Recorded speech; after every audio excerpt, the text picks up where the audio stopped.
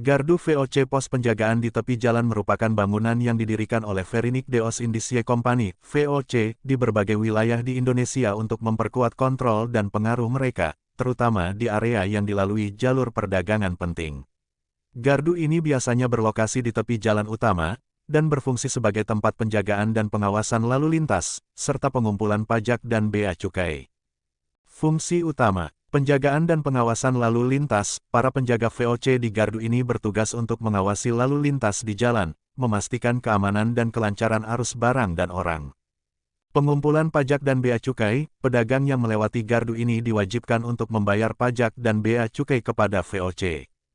Pengawasan keamanan. Gardu ini juga berfungsi sebagai pos pengawasan keamanan untuk mencegah penyelundupan dan kegiatan ilegal lainnya. Pusat informasi. Gardu ini dapat menjadi pusat informasi bagi para pedagang dan pelancong yang ingin mengetahui informasi tentang rute perjalanan, kondisi jalan, dan peraturan yang berlaku. Ciri-ciri gardu VOC pos penjagaan di tepi jalan.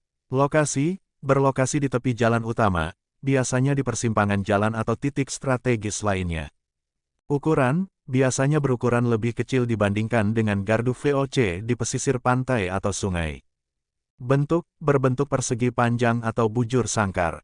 Menara: memiliki menara pengawas yang lebih kecil dibandingkan dengan gardu VOC di pesisir pantai atau sungai.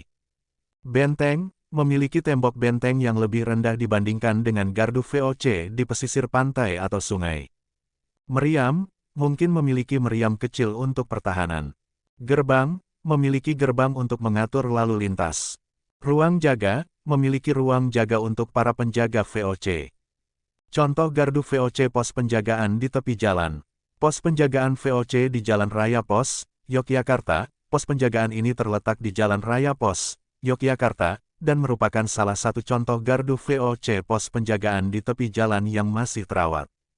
Gardu VOC di Jalan Raya Anyer Panarukan, Banten. Gardu ini terletak di Jalan Raya Anyer Panarukan, Banten, dan merupakan salah satu gardu VOC pos penjagaan di tepi jalan yang penting dalam sejarah perdagangan VOC di Indonesia.